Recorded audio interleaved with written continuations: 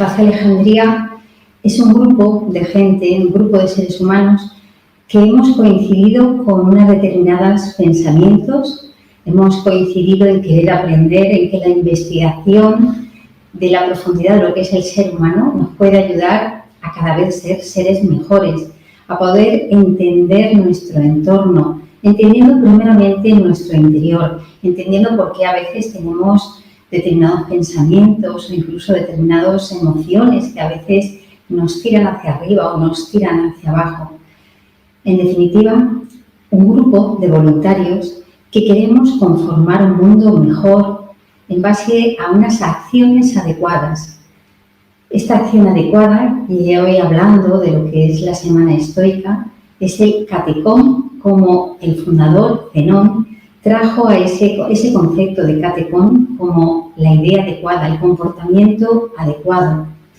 Y es justamente el pensamiento es el promisorio de aquellas acciones adecuadas que queremos hacer con esta labor de voluntariado, con esta labor de difusión de la cultura.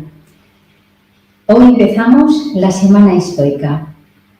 ¿Qué queremos hacer con la Semana Estoica? Pues justamente lo que queremos es traer otra vez estos conceptos, estas ideas, estos pensamientos que tanto sirvieron en la antigüedad a estos filósofos, a esta escuela filosófica del estoicismo. ¿Por qué traemos a colación este concepto de filosofía estoica, de semana estoica? Pues justamente al mirar la vista hacia atrás y vemos grandes personajes que vivieron momentos parecidos de crisis, de incertidumbre, cuando justamente iba cayendo esa Grecia antigua, esa Grecia clásica, esa Grecia dorada de la época de Pericles, y todo iba cayendo en una pérdida de conocimiento, en una pérdida de valores, hace que realmente surjan unos filósofos, llamados moralistas, que son estos filósofos que traen otra vez, que vuelven a empezar desde la parte más baja, desde ese concepto de la ética, de la moral, del comportamiento, de un comportamiento adecuado, para que volver a escalar poquito a poco estas ideas adecuadas para poder otra vez volver a momentos más álgidos de la sociedad. Ahora os vamos a presentar un PowerPoint que hemos realizado los voluntarios de aquí de Espacio Alejandría, en concreto Ramón Maciá y yo misma, que nos va a hablar de lo que es un primer acercamiento en este PowerPoint, en este vídeo, de unas ideas sintéticas de lo que vamos a ir desarrollando en toda la semana. Entonces, os dejo con este PowerPoint de Ramón y mío. Adelante. Estoicismo. Escuela filosófica greco-romana fundada por Zenón de Citio en el siglo IV a.C. La filosofía estoica ha influenciado a grandes figuras históricas. En las últimas décadas ha experimentado una nueva era dorada, expandiéndose por la sociedad. Aunque nuestro mundo parece distinto al de ellos, la naturaleza humana permanece intacta. Seguimos con los mismos desafíos, como el miedo, la ansiedad, la ira, la incertidumbre y el deseo. Pensadores de otra época que vivieron en la cuna de la filosofía. Los principales filósofos estoicos fueron Zenón, Séneca, Epicteto y Marco Aurelio. Zenón nació en Citio hacia el 334 a.C. en Chipre, que por aquel entonces era colonia griega. Sin embargo, es en Atenas donde desarrolló su vida intelectual tras un naufragio en el que perdió todo lo que poseía. Fue el fundador de la escuela filosófica estoica. Su base se apoyó en la moral de los filósofos cínicos, aunque también estuvo influenciado por Platón, Sócrates, Heráclito y Crates de Tebas. Para Zenón, el estudio, la lectura y la escritura no son indiferentes, lo que significa que la lógica y la física son necesarias para conseguir la virtud o son virtudes en sí mismas.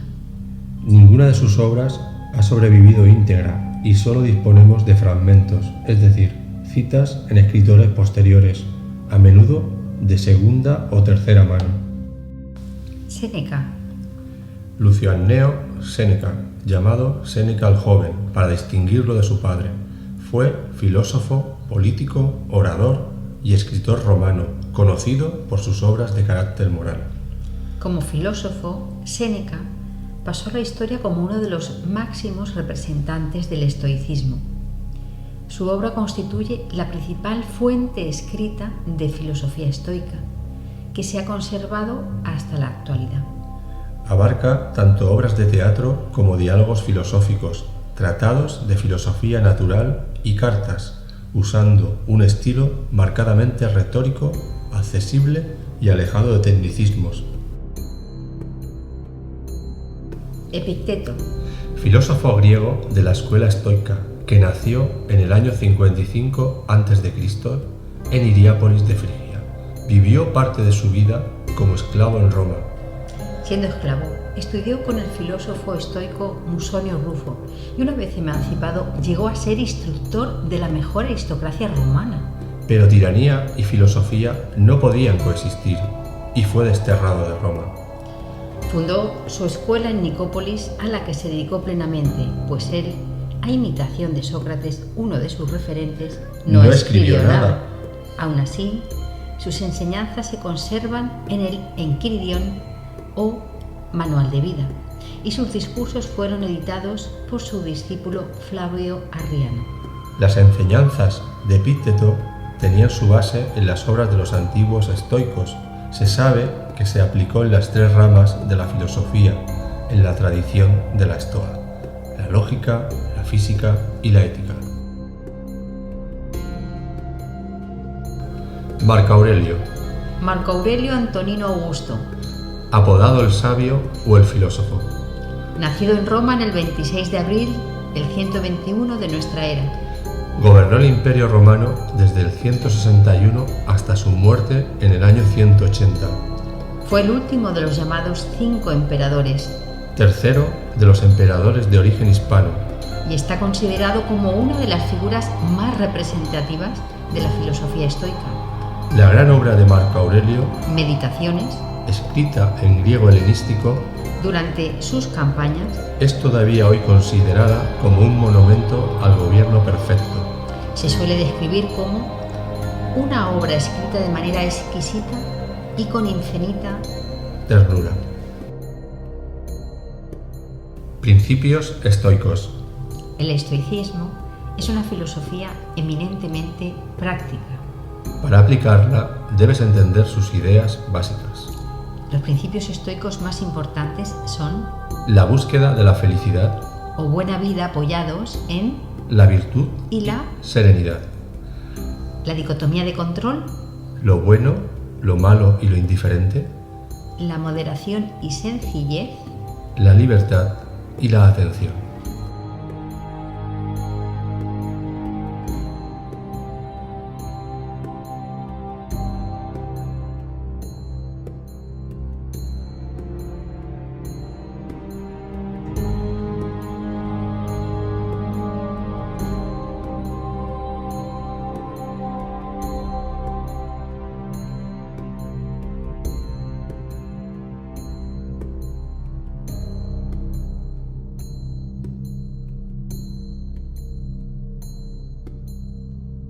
Para los estoicos, la filosofía era como una guía para la vida, cuyo propósito final es alcanzar la eudaimonía, traducido como felicidad. Para ellos, felicidad significa autorrealización o crecimiento personal. La felicidad se apoya en la virtud, que nos ayuda a determinar cómo actuar, y en la serenidad, que es el estado mental que evitará nuestro sufrimiento emocional. Entonces, ¿cómo vivir una buena vida? Buscaremos la autorrealización y el crecimiento personal. Arete, traducido como virtud, también significa excelencia. Debemos vivir de acuerdo con nuestra naturaleza, ya que tenemos la capacidad de razonar y una profunda conexión social. Vivir con virtud implica actuar guiados por la razón y la moral, teniendo presente que tenemos la responsabilidad social de ayudar a los demás. Los estoicos destacan 4 virtudes: Sabiduría, coraje disciplina. y justicia. Sabiduría. Por medio del conocimiento interno y externo, la sabiduría nos ayudará a tomar la acción más apropiada en cada momento, sin dejarnos arrastrar por las tempestades emocionales. A diferenciar entre el bien y el mal, y a discernir lo que depende de nosotros y lo que Coraje. es actuar con virtud independientemente de las consecuencias. No es la ausencia de miedo, sino hacer lo correcto a pesar del miedo. Disciplina. Condición necesaria para la libertad. El que no se domina a sí mismo deberá doblegarse a la autoridad de los demás. Cada dificultad nos brinda la oportunidad de practicar la filosofía. Convertir los obstáculos en oportunidades. Justicia. Ayudar a los demás era una obligación moral, no un medio para conseguir un fin. Marco Aurelio nos recordaba que la mejor actitud no es actuar como el que nos ofende. Los estoicos nos recuerdan que la buena vida tiene que ver más con acciones que con sensaciones. El objetivo de la vida no es eliminar todos nuestros problemas, sino actuar de la forma correcta y mantener la paz mental a pesar de ellos. Marco Aurelio veía su mente como una ciudadela interior, una fortaleza que permanecía en paz a pesar de las batallas al otro lado de las murallas. Como enemigo de la serenidad, las pasiones, emociones irracionales o exageradas que nublan y dificultan la razón. Es difícil actuar con razón si estás poseído por el miedo, el deseo, la ira. No se trata de anular las emociones, sino de responder guiados por la razón y no por una reacción. La dicotomía de control. Lo que depende y no depende de nosotros. En la vida, nuestro primer trabajo es dividir y distinguir las cosas en 2 categorías. Las circunstancias externas que no puedo controlar Y las decisiones que tomo con respecto a ellas y que tengo bajo mi control.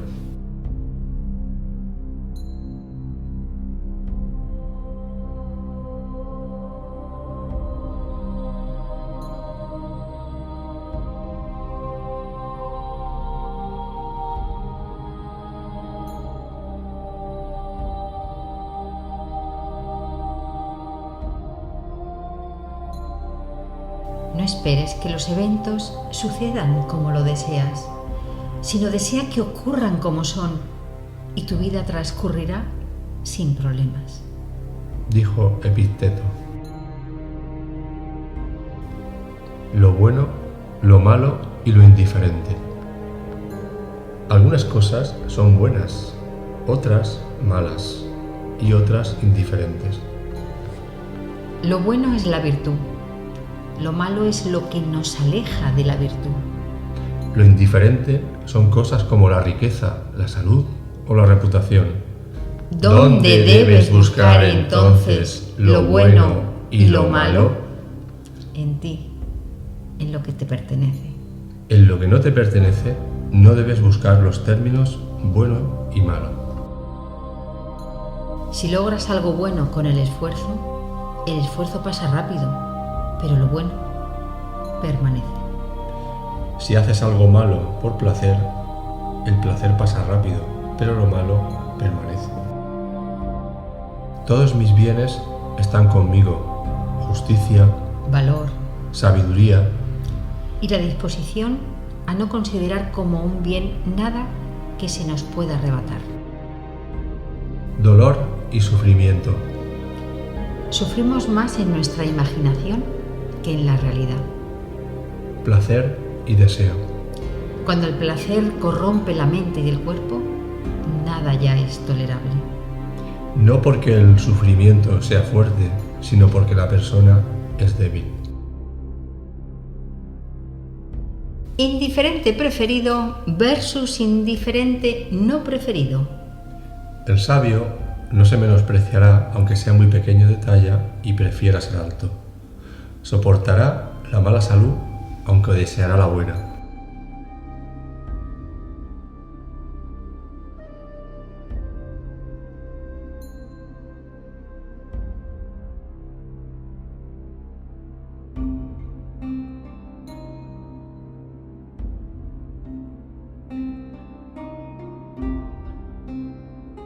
Según Marco Aurelio, Los estoicos hablaban para enseñar. intentaban describir la realidad, Usaban un lenguaje claro y sencillo. mientras Los sofistas hablaban para obtener alabanzas intentaban crear una apariencia. y usaban un lenguaje emocional enrevesado. Es por eso que las notas de los estoicos Siguen tan vigentes. En resumen, La moderación y la sencillez contribuyen a una buena salud y a una buena vida. vivir según la naturaleza, La naturaleza ha unido el placer a lo necesario, no para quedarnos simplemente con el placer, sino para que esas cosas que necesitamos nos resulten atractivas. necesidades reales. Lo que la naturaleza ha hecho necesario para el hombre, lo ha hecho fácil de obtener. Pero si deseamos ropas lujosas bañadas en oro, No es culpa de la naturaleza. sino nuestra. Libertad. Para los estoicos, el único esclavo es aquel encadenado por sus pasiones y azotado por sus emociones. Sin control, nuestra mente es la peor prisión. Sin disciplina, no hay libertad. Epicteto fue inicialmente un esclavo, pero nunca se sintió como tal. Reconocía que otros tenían el control de su cuerpo, pero no podían arrebatarle la libertad de su mente. Perdemos la libertad cuando damos excesivo valor a cosas fuera de nuestro control. La verdadera libertad está en nuestro interior. La capacidad de renunciar estratégicamente al placer y tolerar cierto grado de incomodidad nos da libertad. Si necesitas menos, eres más libre. Las peores cadenas son las autoimpuestas. ¿Sabes por qué intentar escapar no te ayudará? Porque tu mente irá contigo.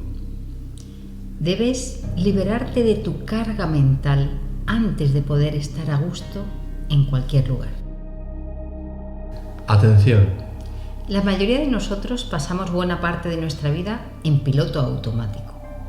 no elegimos de manera consciente nuestros pensamientos ni acciones, sino que somos guiados simplemente por inercias sociales y reacciones emocionales. La atención está secuestrada por las falsas urgencias de cada día. El simple hecho de observar nuestros pensamientos y comportamientos nos hará más conscientes de lo que ocurre en nuestra mente. Esto es precisamente el propósito de un proceso que los estoicos denominan, Prosoche. que es equiparable a la famosa atención plena del budismo o mindfulness.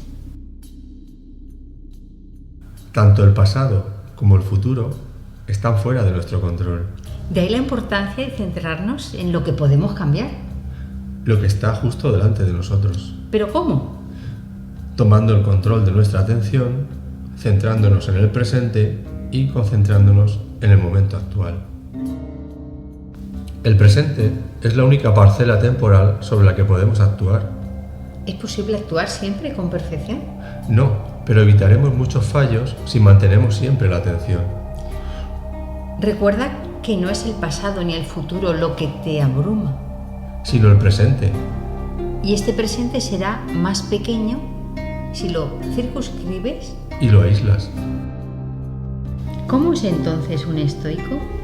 El verdadero estoico no es real, es simplemente un ideal. Un patrón con el que medirse. Los estoicos se referían a este ideal como sofos o personas sabias.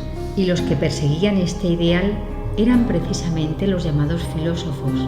Traducible como amantes de la sabiduría. Un estoico tiene una visión objetiva de sí mismo y del mundo que le rodea. Piensa con claridad y actúa de manera racional. Sabe qué está bajo su control y qué no. y se centra en lo que puede cambiar. Siente impulsos igual que los demás. Aún así, es capaz de dominarlos para evitar dejarse arrastrar. Presta atención al detalle. Pero no se distrae con cosas insignificantes. Considera indiferente las cosas externas. Pero entiende que algunas son preferidas y se esfuerza por lograrlas. Trabaja duro estos objetivos. Pero entiende que el resultado no está siempre en sus manos.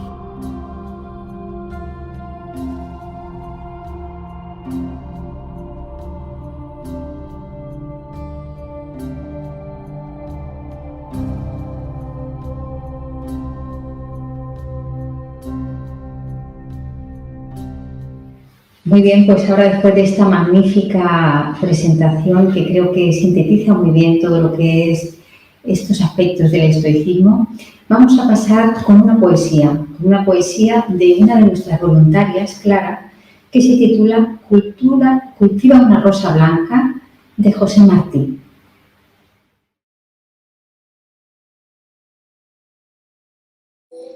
Cultivo una rosa blanca en junio como en enero, para el amigo sincero que me da su mano franca, y para aquel que me arranca el corazón con que vivo, cardo ni ortiga cultivo la rosa blanca.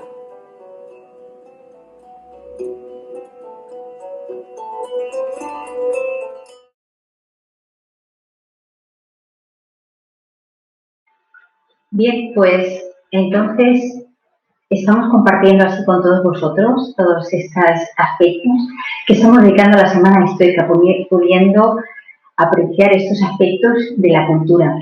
Ahora vamos a pasar con una pequeña charla, una microcharla, como estamos haciendo este compendio de cada uno de estos días que tenemos preparado. Y os presento a Vicente Cobes, también es un voluntario de Espacio Alejandría. Él que está muy dedicado también al tema de las artes, de la investigación, de las letras, nos va a hablar justamente de lo que es el título de lo que él nos va a hablar, es el contexto histórico de la filosofía helenística.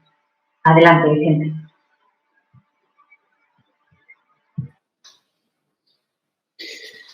Buenas tardes a todos. Me alegro de que tengamos seguidores que estén atentos de esta presentación que estamos haciendo hoy, primer día de Semana Estoica. Y bueno, para empezar, hemos de decir que hoy trataremos sobre todo pues, el tema del origen, qué estaba ocurriendo, ¿no?, en ese momento en el que emergen los filósofos estoicos. Hablamos de un momento, de un periodo helenístico en el que, bueno, ocurrían ciertos factores históricos bastante significativos. Para esta presentación, básicamente nos hemos inspirado en este libro de filosofía helenística, que es de una colección de filosofía que en su día pues, apareció con el periódico del País, pero que creo que se puede encontrar, lo podéis encontrar en cualquier distribuidor de Internet también, en caso de que estéis interesados en profundizar en estos temas. Y bueno, si después de esta charla o durante la charla van surgiendo posibles comentarios, preguntas, sugerencias que hacer al respecto, pues al final pues podré echar un vistazo a esas intervenciones que espero que puedan llegar a lo largo de la charla y bueno, pues podremos intentar darle respuesta. Bueno, para comenzar, para ubicarnos, hemos de tener en cuenta que la civilización griega pasó por 3 etapas fundamentales. En primer lugar, un periodo primitivo o arcaico que va del siglo X o del siglo X al VI antes de Cristo, en el que surgen las primeras polis o ciudades-estado, así como también los primeros filósofos llamados presocráticos. Estamos hablando, por ejemplo, de Parménides, Heráclito o Pitágoras, como grandes representantes. Después tendríamos el periodo clásico o periodo ático, ya entre los siglos V y IV anterior a Cristo, y es la etapa, digamos, de mayor apogeo y sobre todo de hegemonía cultural e intelectual de Atenas, ¿no? De hecho, el periodo ático se denomina así también por la región donde se encuentra la capital, Atenas. Estamos hablando de un momento en el que las polis alcanzan su apogeo, al igual que también las manifestaciones culturales, en todas sus vertientes, ya sea en arte, arquitectura, los distintos órdenes clásicos, la literatura de la mano sobre todo de los grandes dramaturgos como Sófocles, ¿no? Las grandes tragedias de Sófocles, Eurípides o Esquilo. Hablamos también de la emergencia del surgimiento de la historia o también de la oratoria y, por supuesto, de la filosofía, de los grandes representantes de la filosofía clásica, que en este caso pues, serían Sócrates, Platón y Aristóteles. Y llegamos al periodo helenístico, o también llamado alejandrino, que es el que abarca desde el siglo III al primero anterior a Cristo y que suele marcarse concretamente entre dos acontecimientos luctuosos, que son la muerte de Alejandro Magno en el año 323 anterior a Cristo y ese sería el principio y el final llegaría con el suicidio de Cleopatra VII de Egipto y su amante romano, Marco Antonio, ya en el año 30 anterior también a Cristo. Eso tuvo lugar tras la derrota que sufrió, en este caso, la parte de Egipto en la batalla de Accio. ¿Qué supuso eso? Pues definitivamente la caída del último territorio que quedaba dentro de la zona helenística a manos de un incipiente imperio romano que en ese momento tomaría el testigo de lo que fue el anterior imperio de Alejandro Magno, que extendió tanto las fronteras de la zona helénica. Y comenzó así una etapa de dominación romana y ya de descomposición de la organización política griega en general. Pero bueno, ¿y qué pasó con la filosofía en esta etapa helenística? El hecho es que hubo escuelas de pensamiento helenísticas, como sabemos, pero durante mucho tiempo se consideraron de poco fuste, algo anecdótico, y por lo que fueron poco estudiadas. Se las veía como la resaca postrera a un festín previo, ¿no? Como algo que llegó después de una cima, ¿no? De la cima teórica que habían alcanzado en este caso Platón y Aristóteles, pues con sus grandes tratados sobre la realidad y sobre la epistemología. Pero el pensamiento helenístico fue por otro lado. Su prioridad no era tanto hacer teoría sobre la realidad como proporcionar un saber práctico que nos permita, más bien, sobre la existencia humana y, en este caso, su felicidad. Y este es el saber que conocemos como ética. Si nos remontamos a la herencia de Platón y Aristóteles, es cierto que ellos también recogen propuestas acerca de la naturaleza humana en sus distintas vertientes antropológicas. Hablamos de su ética, de su política o la poética también, casi siempre de Aristóteles, pero su enfoque es muy diferente al de las escuelas helenísticas. Platón y Aristóteles defendían una idea del ser humano como ser político o social, o como ellos lo denominaban, el zoon politikon, que era un ser inconcebible al margen de la polis y que no sería nada por sí mismo, fuera de esa comunidad en la que se inserta. En cambio, las nuevas escuelas meditan acerca del ser humano individual con sus necesidades e intereses particulares. Y desde su posición independiente, en todo caso, deciden, pues en algunos casos, participar en los asuntos públicos. Y bien, si tenemos en cuenta que los fundadores de las primeras escuelas helenísticas comenzaron apenas 15 o 20 años después de la muerte de Aristóteles, ¿qué es lo que pasó en tan pocos años para que cambiara drásticamente esta visión del hombre que estábamos comentando? Pues hay una serie de hechos históricos decisivos. En primer lugar, sobre todo la rápida fragmentación de este imperio que comentábamos, de Alejandro Magno, después de una conquista vertiginosa. Porque en solo 13 años, del año 336 al 323 a.C., Alejandro aplastó el imperio persa y llegó a ocupar desde Grecia hasta la India, incluyendo Egipto al sur, o sea, digamos, dominando toda una zona de Asia Central. Por el camino fundó más de 70 ciudades y 50 de las cuales bautizó con el nombre de Alejandría, lo que denota poca modestia, ¿no?, por su parte. Con la muerte de Alejandro, como líder carismático, el imperio se disgregó y eso dio lugar a múltiples luchas internas por el poder sucesorio. Fueron los diádocos, en este caso reyes, que quedaron al mando de las distintas regiones de ese imperio, los que siguieron enfrentándose entre ellos, y eso generó un periodo de inestabilidad política y debilitamiento de las polis. Esas polis independientes que entraron en crisis después de haber sido auténticos focos de esplendor. En segundo lugar, hemos de tener en cuenta que esa pérdida de predominio político no supuso una pérdida de hegemonía cultural, más bien al contrario. Tras Alejandro Magno, se difundió por los restos de su imperio la sabiduría helena y el griego como lengua de cultura. Proliferó así también la pasión por el estudio y la recopilación erudita del saber que hasta ese momento se había cultivado. De hecho, la Biblioteca de Alejandría es un gran ejemplo, ¿no?, de ese trabajo, ¿no?, de recopilación y de erudición que se llevó a cabo. Como decíamos también, el griego pasó a ser pues, algo así como el inglés actual, ¿no?, como ese idioma de conocimiento universal, ¿no?, que está presente en todos los ámbitos. Tanto es así que incluso la comunidad judía pidió la traducción de su texto sagrado, lo que sería el Antiguo Testamento, a la versión griega, que en ese caso se conoció, esta nueva versión, como la Biblia de los 70. Y, de hecho, también el Nuevo Testamento que se redactó, las primeras versiones que se redactaron de ese Nuevo Testamento, se hicieron también en griego. Con lo cual podemos observar esa gran influencia, ¿no?, que había dejado después de esa conquista, ¿no?, de ese imperio que se había formado. Y en cuanto a Alejandría, en este caso la Alejandría de Egipto, se convirtió en la capital de las artes y las ciencias, eclipsando a Atenas incluso en estos ámbitos, aunque es cierto que Atenas mantuvo ese prestigio intelectual durante toda la antigüedad como la capital de la filosofía y siguió atrayendo a las mentes especulativas, ¿no?, del momento.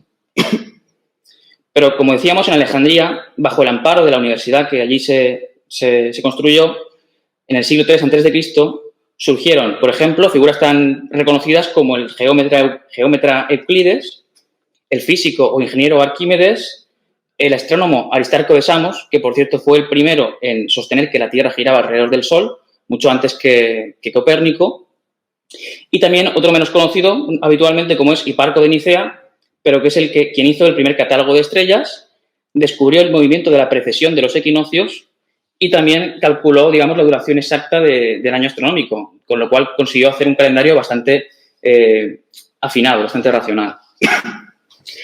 Pero esta situación de digamos, hegemonía o de todavía pervivencia de esa gran tradición cultural vino acompañada de otra situación también un poco más decadente, como fue la crisis económica. Y es que el contexto, con la descomposición del imperio que comentábamos anteriormente, pues esas polis o ciudades-estado, donde se tomaban las decisiones y se decidía sobre los asuntos públicos, ese contexto cambió por el de monarcas lejanos que administraban territorios ya dispersos y como digo, muy, muy lejanos de donde estaba el centro de poder. En ese momento la cohesión social se rompió y se produjeron crisis económicas por motivos muy parecidos a los de la actualidad, cosa que resulta bastante curiosa. Podríamos hablar de una globalización helenística en aquel momento que benefició a los comerciantes y a la clase dominante y perjudicó a trabajadores manuales y agricultores. La producción con mano de obra barata, en estos casos, pues fue una de las características y eso provocó la bajada de los salarios, mientras que la importación de productos de fuera, foráneos, desintegró la economía local de las polis. El caso es que el paralelismo con la actual globalización capitalista resulta inevitable, ¿no? Resulta bastante sugerente. Deslocalización, precariedad, la competencia extranjera. Parece que después de tantos años no hay nada nuevo bajo el sol, ¿verdad?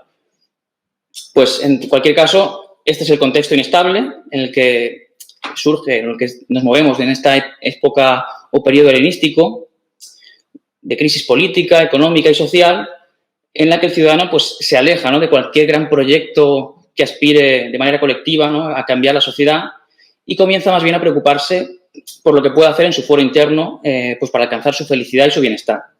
Y, en todo caso, la felicidad de su entorno más cercano. Pues bien, es aquí donde entran las principales corrientes de la filosofía helenística. Estas son las principales escuelas, ¿no?, que surgen dentro de este periodo de filosofía helenística, ¿no? Y aquí tenemos que destacar, cómo no, el estoicismo, que sería, digamos, esa filosofía que surge pues como un faro en la noche, ¿no?, o como una llama que nos ilumina, ¿no?, para hacer pues más transitable esa etapa que hablábamos que era tan oscura, ¿no? Y bueno, ya hemos repasado un poco en la presentación anterior cuáles son los principios de la filosofía estoica y es algo que avanzaremos durante toda la semana, pero por dejarlo en un pequeño resumen, pues podríamos hablar, a ver, aquí teníamos la imagen, de que los estoicos, pues desde la Stoa Poikile, que aquí la tenemos, que es ese pórtico pintado en el que se impartían sus enseñanzas, los estoicos proponen pues nada más y nada menos que el saber práctico de aprender a vivir. ¿Y cómo hacerlo? Pues en primer lugar, examinando la naturaleza humana para conocerla y armonizarla con el orden que se encuentra en el cosmos, lo que nos habría de reportar ese bienestar y esa felicidad. Así, todo su conocimiento teórico de teoría del conocimiento y su física quedan supeditadas a la ética, que es el principal objetivo de su filosofía. Y junto a la filosofía estoica, la otra gran escuela helenística fue el epicureísmo, como podemos ver aquí en este pequeño recorte de la imagen de Epicuro en el cuadro famoso de la Escuela de Atenas de Rafael. Y bueno, aquí tendríamos también la imagen de Tiziano, de un cuadro llamado en concreto El festín de los dioses, que bueno, de alguna forma simboliza ese jardín que se situaba en las afueras de la ciudad de Atenas. Pues como decía, el epicureísmo es esa escuela que se fundó, bueno, que se denomina de esa manera en honor a su maestro fundador, Epicuro. Y el estoicismo podríamos decir que aunque normalmente son dos escuelas, estoicismo y epicureísmo, que se suelen contraponer, también es verdad que guardan algunas afinidades, producto de este momento histórico común en el que surgen. Pues las dos, por ejemplo, podríamos decir que se dedican a la búsqueda práctica de la vida feliz, que también atienden a la vida individual, más allá de la comunidad, o que tienen ámbitos de estudio comunes, como decíamos, teoría del conocimiento, la física y la ética, y con prioridad en los dos casos de esta última disciplina. Pero también son destacables sus diferencias, claro. Pues los epicúreos, por ejemplo, se mantuvieron fieles a la doctrina de su maestro, en este caso Epicuro, mientras que los estoicos fueron más creativos, por decirlo de alguna manera, puesto que la personalidad de cada uno de los filósofos aportó sus matices genuinos. Eso es algo que veremos durante el resto de días de esta semana estoica. Y bien, también es verdad que los epicúreos se abstuvieron de participar en política y los estoicos, en último término, consideraron que al final era un deber moral, ¿no?, el hecho de poder participar. Bien, pues aquí tenemos una tabla que espero que podáis ver, donde tenemos pues alguna serie de comparaciones, ¿no?, una tabla comparativa para ver diferentes aspectos, ¿no? Por ejemplo, es interesante comparar la predestinación que en todo momento los estoicos tienen como uno de los principios, es decir, que hay una serie de leyes inevitables que tienen que ocurrir, mientras que en el caso de los epicúreos, pues ellos de alguna forma predican esa búsqueda de la felicidad individual o en grupo, ¿no? Aquí tendríamos aspectos más diversos. Pero si hablamos de comparar la felicidad, en cuanto a los estoicos, hablaríamos de esa aspiración a la virtud, y esa virtud sería lo que ellos entienden como esa felicidad o eudemonía, que hemos escuchado antes también, en referencia a esa idea de buen espíritu. Mientras que los epicúreos, pues en este caso, su principio más básico es el hedonismo, ¿no? Esa felicidad asociada sobre todo a la búsqueda del placer, a evitar el dolor, y también en concreto, muy importante, al valor de la amistad, no solamente al placer. Y tenían además un principio que era el de racionalidad del placer, que es que el placer no debe originar dolores futuros, con lo cual sometían el placer también a ciertos límites y no simplemente se dedicaban al placer por el placer. De alguna manera, pues tienen también estoicismo y epicureísmo bastante sintonía en el tema del control de las emociones. Ambos buscan la impasibilidad y la serenidad. En el caso de los epicúreos, pues sobre todo entendiendo esa idea de aponía, que es esa ausencia de dolor físico, ¿no? Hemos dicho que el placer ellos lo entienden también como esa ausencia de dolor, y esa ataraxia también que es común, ¿no?, a los epicúreos. Los estoicos predican este intelectualismo moral, de que a la hora en el momento de conocer, ese conocimiento nos llevará inevitablemente a ser mejores y más virtuosos. Y luego otra propuesta equiparable en el ámbito de los epicúreos, ellos hablan de deseos naturales y necesarios, como puedan ser el hambre, la sed o el abrigo, deseos naturales y no necesarios, el sexo, por ejemplo, o la diversión, y deseos no naturales ni necesarios, como son la fama o el poder. Y en último término, como ya veníamos diciendo, los estoicos sí que tienen al final una conciencia pues un poco más de la sociedad en la que viven, y mientras que los epicúreos pues recomiendan más bien la vida retirada en un grupo pequeño de amigos y en todo caso siempre al margen de la política. Bien, pues solo nos queda echar una ojeada a las últimas dos escuelas, que son cínicos y escépticos, aunque más que escuelas filosóficas, que tengan su propia doctrina de ideas, se podría decir que encarnan unas actitudes ante la vida y que tienen en común pues su carácter reactivo o más bien pues el rechazo agresivo, ¿no?, de los saberes que en ese momento tanto los estoicos como epicúreos como la tradición griega pues planteaban. Y pese a esa intención que ellos tenían, esa intención corrosiva, es verdad que su afán crítico acabará siendo pues de provecho para también los estoicos, ¿no?, para mejorar su propia filosofía. Hemos de decir, en primer lugar, que los cínicos, tal y como plantea el autor de este libro de filosofía helenística, se les podría llamar como los perroflautas de la antigüedad, o los hippies, ¿no?, sin ánimo de ofender.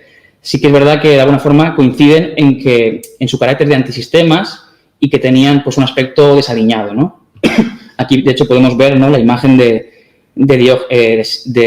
Diógenes de Sinope, que tenía la costumbre extraña y estrambótica de estar dentro de un barril, en medio de la ciudad, ¿no? Es una de las cosas que probablemente llamaría más la atención de los conciudadanos.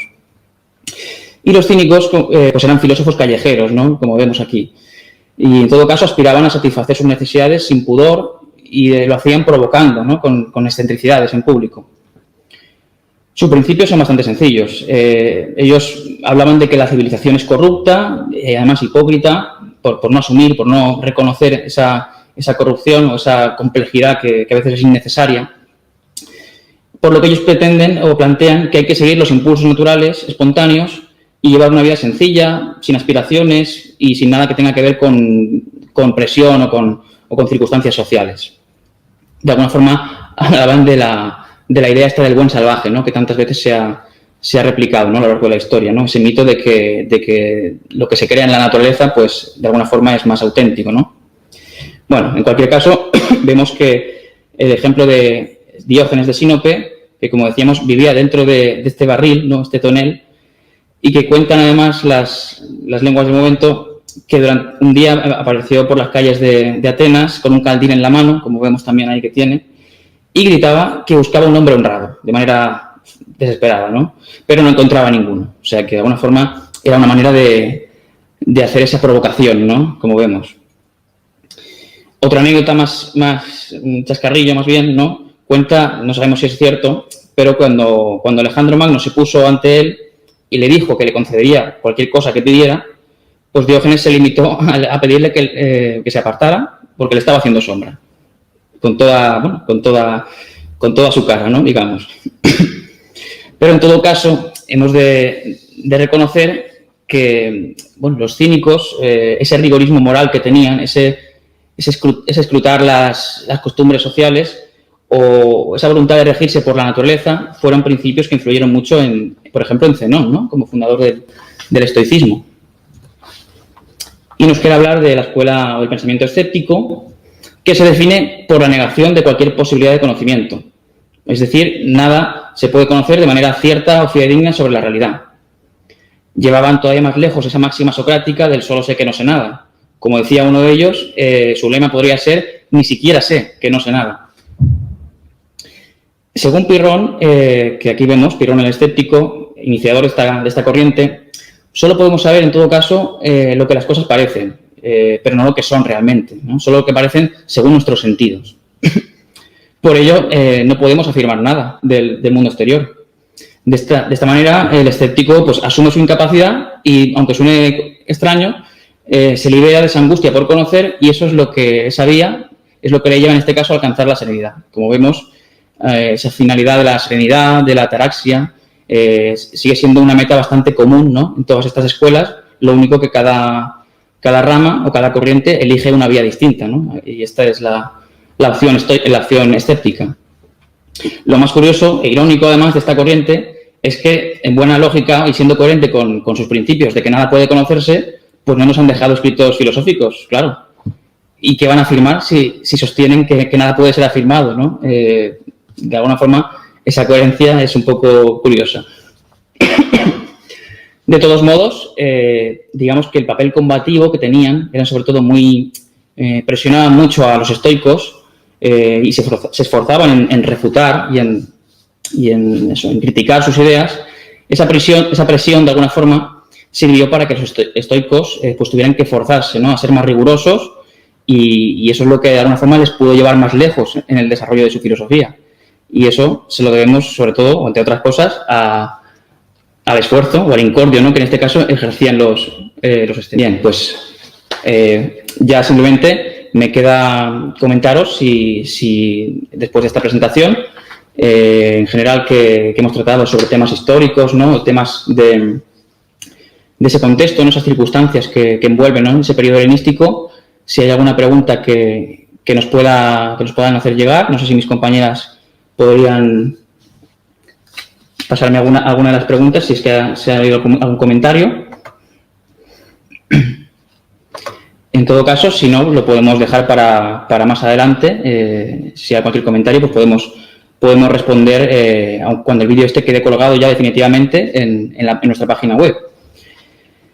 Y bien, pues hasta aquí esta presentación, y ahora pues es el momento de dar paso a nuestra compañera Luz, que ya nos va a hablar de ese primer iniciador, que es Zenón de Citio, y que en este caso no hemos enseñado en nuestra presentación, lo hemos nombrado ligeramente, precisamente porque ahora nuestra compañera pues hablará más en detalle de ella. Así que me despido y muchas gracias por vuestra atención. Por otra vez, amigos, y gracias, Vicente, por esta muy interesante presentación. Y gracias, Clara, también, que aunque a ver cómo ella va a estar todos los días con nosotros preparando y recitando una poesía. Ok, pues entonces, tal como decía Vicente, tenemos que entender el proceso antes de irnos a lo que es realmente ya Zenón directamente. Vamos a entender otra cosa. ¿Por qué surgen las escuelas moralistas? Porque tendríamos que tener en cuenta que todas estas que él ha estado nombrando, ¿verdad? Los cínicos, los escépticos, los epicúreos y también los estoicos, son escuelas moralistas que había en aquel entonces, a la vez que también con Sócrates, que fue uno de los primeros que llevaba la moral como bandera, y realmente era a través de la moral que él podía hacer todos estos aspectos tan interesantes. En él la moral era casi todo, nos van a decir de Sócrates. Bien, ¿por qué ocurre en esta, como antes decíamos al principio, en una época dorada, o después de este siglo de oro de Pericles, el siglo V a.C. en Grecia, donde es todo un auge de conocimiento, de filósofos, de científicos, de artistas, de políticos, donde está esa época presocrática, y poco a poco empieza a decaer, poco a poco se va yendo ese auge. ¿Y qué ocurre? Esa pérdida de conocimiento, esa pérdida de virtud, en definitiva, hace que surja una crisis. Tenemos que ver y entender que toda crisis, en toda crisis hay una necesidad de volver otra vez hacia la virtud, hacia la ética, hacia la moral. Porque cuando se está en momentos de esplendor, cuando se está en momentos de auge, la moral, ese concepto de filosofía moral, está implicada, está implícita en el quehacer cotidiano, en las labores que hace y que realiza cada uno de los personajes que tiene que acompañar lo que es una ciudad. ¿Qué ocurre entonces en aquel momento? El conocimiento profundo ha empezado a caer. La política de aquel entonces tampoco es suficiente. La parte de la religión pierde peso también. Todos estos aspectos que empiezan a caer hacen que ese concepto más genuino, la esencia, la parte más profunda de lo que tiempo antes, posterior, hacía que pudiera hacer girar esa rueda de la historia, se empieza a atascar, se empieza a ocurrir que ya no funciona suficientemente bien. Pues bien, entonces es justamente en los momentos donde hay una pérdida de este tipo de conocimientos, donde el ser humano necesita respuestas, sigue necesitando respuestas, pero ya ni la ciencia, ni la religión, ni la política le responden. Tiene ya estos aspectos, estos apartados de la sociedad, no son suficientes para responder esa necesidad humana. ¿Qué es entonces lo que ocurre? Surge, inevitablemente, surge lo que es una filosofía moral, estas escuelas moralistas. Si nos remontamos otra vez cuando surge esta crisis, en la antigua Grecia, vuelven y echan una mirada al maestro de la moral, a Sócrates. Y de ahí que venimos y tenemos aspectos más duros y aspectos más blandos que buscan el placer. Aquí tenemos entonces a Antístenes, que es el fundador de la escuela cínica, que fue la línea dura, y luego pues Aristipo de Cirene, que es el de la línea más de placeres, que luego de ahí derivó lo que es, tomó como inspiración para Epicuro, para el epicureísmo. Bien, sin entrar más en estos detalles, sí que tenemos que ver que entonces fue Sócrates, Antístenes, que creó la escuela cínica, y a partir de ahí fue Zenón de Cipio, que fue el fundador del estoicismo, chipriota, era de Chipre y que era un mercader, era adinerado, y sin embargo sus naves naufragaron, y entonces se vio cerca del puerto del Pireo y subió a Atenas. Aquí entonces os voy yo a compartir para poder ir viendo también este detalle más y que sea un poco más ameno. Sobre Atenas, Zenón, el fundador del estoicismo. ¿Y qué es lo que ocurre entonces con Zenón? Él iba buscando algo auténtico. Ya nos dicen que su padre, que también era mercader, que iba y venía a Atenas para llevar esta mercancía, le traía ya escritos de estos filósofos atenienses, de estos filósofos moralistas, y ya desde pequeño nos cuentan entonces de Zenón que ya tenía ese acercamiento con estos filósofos. Cuando la vida, o podríamos decir el destino, le llevan a él a buscar, o le llevan a él a que pueda estar más en contacto con lo que es estas filosofías, porque él va buscando y el primero con el que empieza a estar adquiriendo y tomando lecciones es con Crates, un cínico también, está varios años con él. Y entonces notamos que recibe influencias de los cínicos, de los epicúreos, de Sócrates directamente, de Platón directa e indirectamente, de Pitágoras, está con discípulos de Platón, con discípulos de Aristóteles. Entonces, lo que nos damos cuenta es que el estoicismo, Zenón en este caso, hace un conglomerado de diferentes aspectos de filósofos moralistas y de escuelas moralistas que habían en aquel entonces, y hace un conglomerado que dura nada más ni nada menos que 7 siglos. Tenemos 3 aspectos fundamentales, 3 periodos del estoicismo. Un periodo inicial, el periodo arcaico, que es griego solamente, y que va desde el siglo IV a.C. hasta el siglo II a.C. Luego tenemos un segundo periodo, el periodo intermedio, que es el que lleva tanto Panecio como Posidonio, 2 estoicos de aquel momento, son los transmisores de este conocimiento, de esta escuela a Roma. Y estos periodos van desde el 2 a.C. hasta el 1 después de Cristo. Y ya la época final del estoicismo romano y del estoicismo maduro, que sería justamente del 2 después de Cristo, perdón, del 1 al 3 después de Cristo, ya en esta era, ¿no? Y que ahí también vamos a ver los diferentes exponentes que vamos a ir desarrollando en esta semana, como pueda ser, por orden cronológico, Séneca, que era cordobés, Epicteto, que aunque estaba en todo el Imperio Romano, pero era más de la parte de Turquía. Y ya al final vemos este emperador filósofo Marco Aurelio, que también tenía ascendencia hispana y ya es romano. Bien, pero antes eso lo vamos a ir viendo los días sucesivos, martes, miércoles y jueves, cada uno de estos exponentes.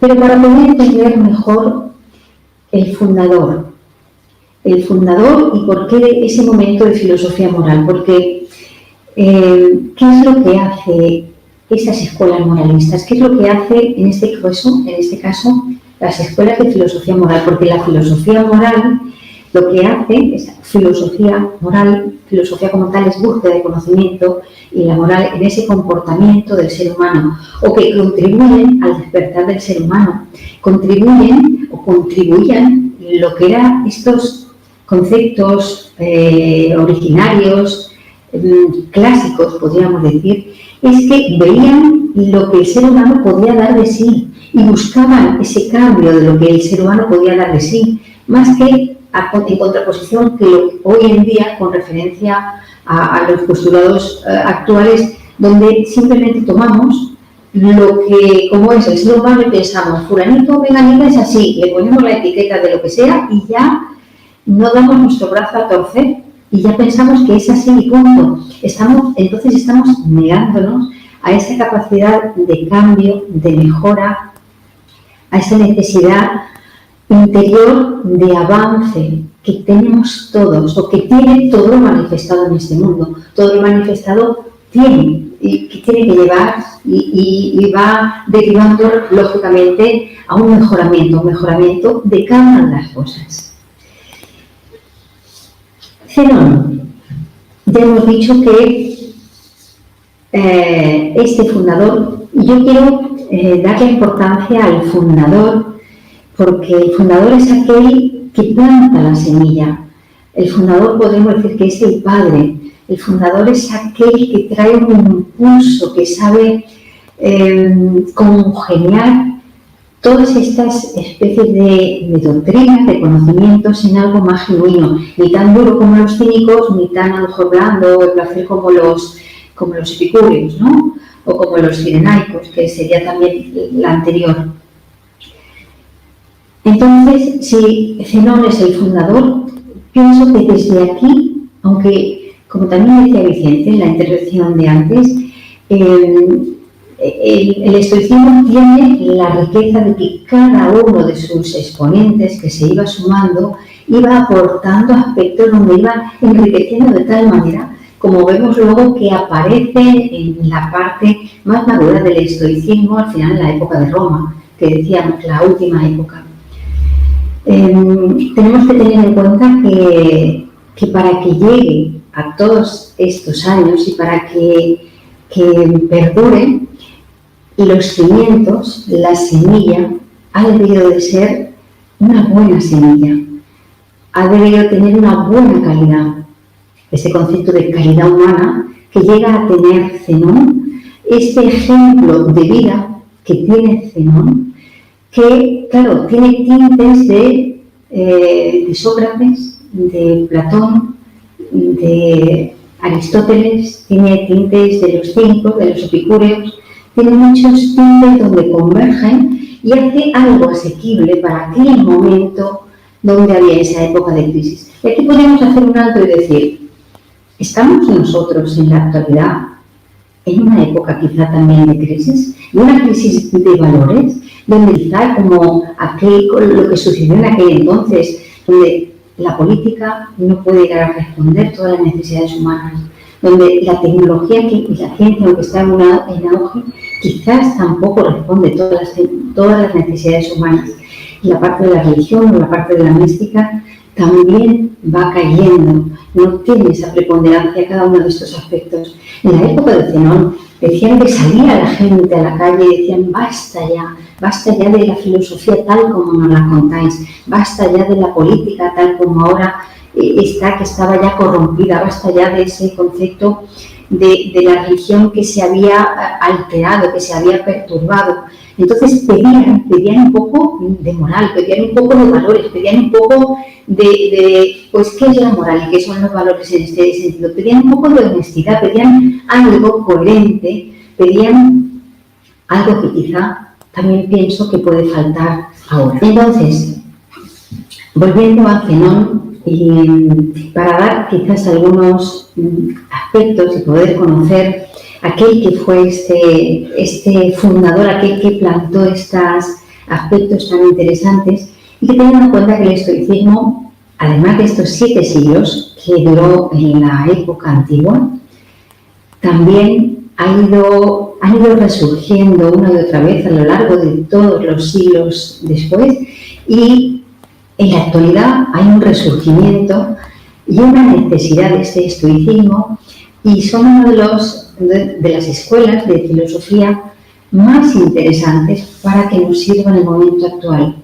Son una de las escuelas muy prácticas, tremendamente prácticas, por eso de que son escuelas moralistas. Ya no se van a divagar como podemos decir que harían los presocráticos, a divagar, por decirlo de alguna manera, desde nuestro punto de vista, a irse, como hacían los presocráticos, a aspectos tan elevados como el mismo Platón, con referencia a los símbolos, a la mitología, a la parte tan elevada que no todo el mundo siempre entendía. Ahora, con el estoicismo, lo que podemos hacer es bajar aquí. Cuando se han ido cayendo los diferentes aspectos más elevados, lo que hay que volver a empezar es desde abajo, desde el escalón de la moral, desde un comportamiento adecuado, desde una acción adecuada, que es, como decía antes, este concepto que decían ellos, que se llama katecón. Katecón es algo que trajo Zenón y nos decía que katecón es justamente una acción adecuada, un comportamiento adecuado. Y de ahí vemos que o una acción coherente, una acción que esté en consonancia, como luego también lo van a traducir pues Séneca o incluso Cicerón cuando decía de oficio, ¿no? Lo traducen como oficio, o sea, aquella cosa a la que nos dedicamos, pero que lo hagamos de forma adecuada. Hay muchas anécdotas, que es lo que yo quiero compartir ahora también con vosotros, porque siempre se nos queda un poco más la idea de ese personaje, ¿no? Hay algunas anécdotas muy interesantes de Zenón, donde el rey antiguo, ¿no?, de Macedonia saludaba, iba a las clases de Zenón en esa estoicoiquilé, en esa puerta, en ese pórtico de las pinturas donde se reunían estos estoicos, y le llegó a decir, Antígono dice, yo considero que te aventajo en fama y en riquezas, pero que en lo intelectual y en educación soy inferior a ti, así como en la felicidad que tú has conseguido. Por eso te pido, le decía este rey, te pido que vengas a mi lado para poder educar al rey de Macedonia. Y aquel que educa al rey es como si educara a todo el pueblo. Ponte en contacto conmigo de alguna forma. No sabemos si aquel entonces lo haría por WhatsApp, por Twitter, por Facebook, por Instagram, por YouTube. Porque le dice, ponte en contacto conmigo de alguna forma y espero que no rechaces esta oferta y vengas a mi lado. Porque muchas veces estaban juntos ellos. Y le responde Zenón. Zenón saluda al rey Antígono. Dice, aprecio tu afán por querer encontrar, por querer aprender una educación auténtica y verdaderamente provechosa. Dice, porque hay otra popular que no es tan provechosa y además que lleva implícita lo que es una corrupción moral, y esa está inclinada al final al fracaso, ¿no?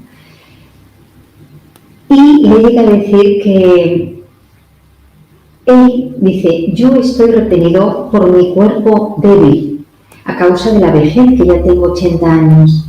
Dice, te envío a algunos de mis compañeros de estudios quienes en cualidades espirituales no son inferiores a mí y me aventajan en las del cuerpo. Fijaros entonces cómo de esta manera Zenón con un rey llegan a cartearse, llegan a ser su discípulo, ¿no? Llega a ser uno de sus alumnos o aquel que iba a frecuentar sus clases. Es muy interesante este enfoque, como una persona tan íntegra como Zenón, que podría hacer a veces como Sócrates, porque leyendo su vida y su filosofía había cosas que me recordaban a Sócrates, otras cuando hablaba de que el bien hay un punto que nos habla de que el bien, lo bueno, no está en lo mucho, sino lo mucho en lo bueno. y me recuerda también a Platón. O cuando habla de otros aspectos que empieza a hacer una catalogación, pues me recuerda también entonces a Aristóteles. A Zenón fue tal el ejemplo de vida que profesó, donde llevaba sus doctrinas a la práctica, o sea, aquellas doctrinas, aquel conocimiento que él decía lo profesaba de tal manera que eso servía de ejemplo para todo el mundo. Llegaron entonces a hacerle una estatua de bronce, a hacerle depositario de las llaves de la muralla y le premiaron con una corona de oro. Dicen también que muchas veces rechazaba la invitación a comer porque decían que, bueno, él prefería, pues se sustentaba con unos higos frescos y con unos baños de sol. Y decían, llegaban a decir también llegaban a decir de él unos críticos que le decían que, qué curioso, aquellos críticos que decían, pensando que se burlaban de él, realmente Zenón estaba muy contento porque decían en el teatro, decían estos críticos que salían a escena haciendo alusiones a Zenón y decían, fíjate cómo hay alguien que diciendo que apenas con un panecillo, que con un poco de fruta y con agua, pues ya, y llegaban a tener muchos discípulos. Dice, pues no, pero si con esta forma lo que vas a hacer es adelgazar, te vas a quedar en la línea. Y él estaba contento con esto que decían, ¿no? Porque no le causaba alteración ni muchísimo menos. Hablaba de la vanidad, que es uno de los más inconvenientes para poder acercarse al conocimiento. De aquella pretensión de cuando uno cree que ya sabe, realmente eso es una postura errónea porque más bien nos aleja, ¿no? de tener todos estos aspectos. Cuentan otra anécdota de él cuando dicen que lo llegaron a coger y arrastrar del manto para separarlo de Escipón, uno de sus maestros, y Zenón dijo, el arrastre adecuado para un filósofo es por las orejas. Dice, sácame cuando me hayas convencido, porque si no, me forzará, si mi cuerpo se irá contigo, pero mi alma se quedará junto a Escipón. O sea, fíjate lo interesante de que es a través de que tú me puedas dar argumentos adecuados para que me convenzcan de que aquello que tú me estás diciendo puede ser útil, pero si no es así, por más que me arrastres de la capa, solo me vas a llevar mi parte física, pero no mis condicionamientos intelectuales, ¿no? De ahí que decía que tenemos 2 orejas y una boca para poder justamente que oigamos más de lo que hablemos. Zenón habla también de que es superior el que es capaz de escuchar un buen consejo y ponerlo en práctica que el que por sí mismo lo medita todo. Porque dice que el que lo medita todo, este solo lo hace quizás a través del entendimiento, mientras que el que escucha un consejo es aquel que lo lleva a la práctica, ¿no? Entonces, habla también de esta diferencia.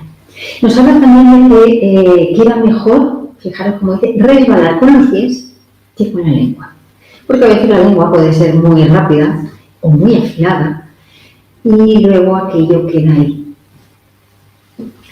Decían que tenía una conducta inflexible de día y de noche y dedicado al estudio.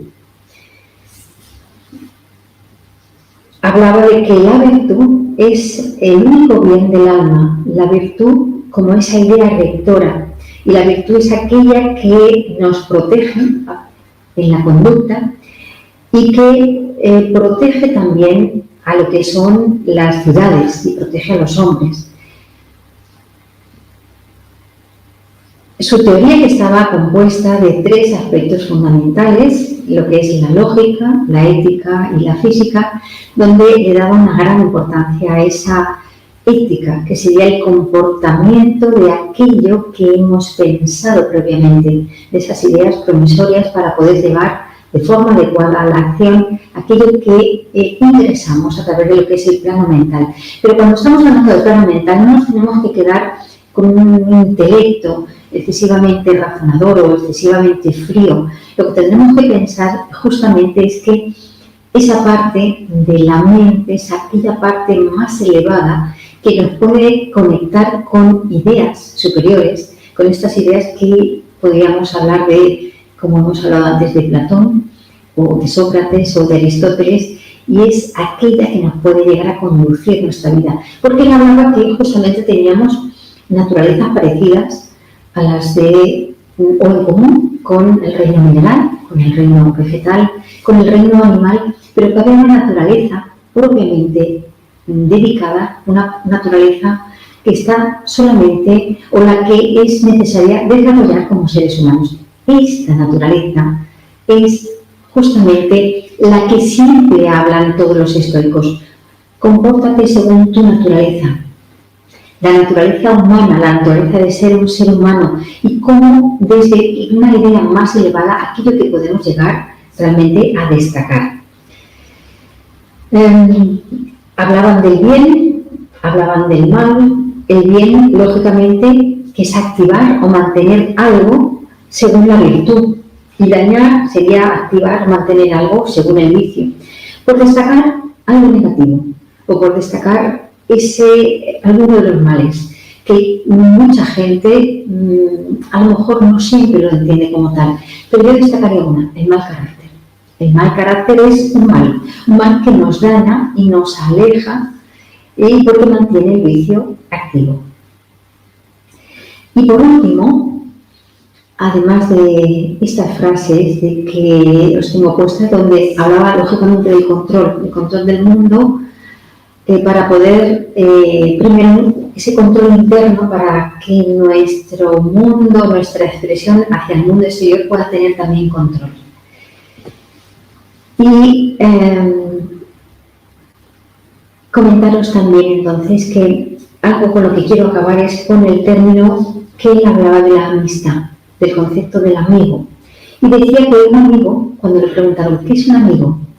Y él decía, un amigo es otro yo.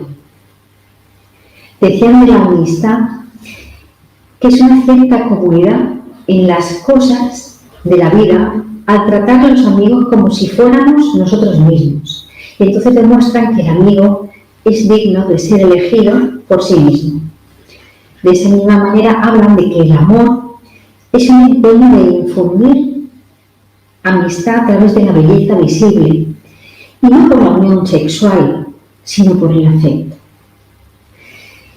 Ahora sí nos quedamos con esta última, donde, depende de las fuentes donde vayamos a coger, donde nos vayamos a fijar. Hay fechas que están un poco variadas y cambiadas, y cuando nos hablan de sus periodos de vida desde el 333 o 36, o hay variaciones hasta el 261 a.C. La cosa es que hay diferentes personas que nos dicen que duró 80 años, otros 72, otros 90 y alguno. Lo cierto es que ya era muy mayor y que la gente le decía, ¿por qué no te retiras? ¿Por qué no haces? Él se había mantenido, se había conservado tremendamente bien por esta ecuanimidad, por esta práctica de la virtud, por esta práctica de esta ética, de esta parte elevada llevada a la acción, y por esta frugalidad a la hora de comer, a la hora de comportarse, con esta entereza y con esta fortaleza, donde decían que llevaba casi siempre la misma ropa. A esto lo que me recuerda también a Sócrates, donde da igual que hiciera calor, que hiciera frío, que hubiera que tuviera males, que no tuviera, que estuviera enfermo, siempre estaba con buen humor, siempre estaba contento, siempre estaba alegre, siempre ponía una buena cara ante la adversidad. Ya nos dice una de las frases tan interesantes del estoicismo, es la adversidad como camino, o el obstáculo como camino. Pues justamente cuando ya era muy mayor, 80 también son mayores, es mayor como a veces llegan a decir la mayor parte de las fuentes, aunque hay algunas que dicen también 90 y tantos, que estando allí en la estoa, una de las veces bajando las escaleras, se cayó, se rompió el brazo, y él mismo entonces le dijo, recurriendo a lo que son unos versos que decían antes, que dice, ya voy, refiriéndose como a esa parte de la muerte que le llaman, ya voy, si ya estoy presto, ¿por qué me apremias? Entonces, él mismo, hay que tener en cuenta también que era otra mentalidad. Para poder ver algo, tenemos que ubicarnos en aquella mentalidad donde si uno ya ha hecho su vida, no está apegado a nada, ya sabe que ha hecho toda su dedicación y que ya le viene en fin, pues con esta rotura del brazo o del dedo, según dicen, pues él mismo ya le decía a la muerte, ya voy, ¿por qué me apremias si ya estoy listo? Él mismo se sofocó y se dejó morir. Y de ahí también vemos que hizo, no le dio más importancia a la muerte física como tal, porque pensaban que la vida sigue, la vida continúa, pues igual que Sócrates antes que él, igual que otros después que él, vieron y supieron cuándo terminaba su vida. Y pues esta es una síntesis de lo que es la vida de Zenón. Y con esto acabamos la exposición del día de hoy, que espero que haya sido interesante para todos vosotros. Solo os tengo que emplazar para el día de mañana, que como os digo, vamos a seguir esta semana estoica haciendo los diferentes exponentes de cada uno de ellos. Mañana justamente vamos a tener a Séneca, este filósofo cordobés, este abogado, escritor, cónsul, donde hizo también una labor fundamental con los diferentes emperadores que le tocó vivir y dejó un legado muy importante, cosa que el nombre de Séneca le suena a mucha gente y suele haber libros de él en la gran mayoría de las bibliotecas. Pues entonces, amigos, os emplazo para mañana también, a la misma hora, a las 7. Toda esta semana vamos a estar a las 7, menos el sábado que será por la mañana, para poder seguir aprendiendo de los estoicos, de estos filósofos moralistas tan interesantes para este mundo actual, porque guardan de alguna manera ese paralelismo que decíamos antes y que también nos pueden hacer. Muchas gracias y hasta mañana.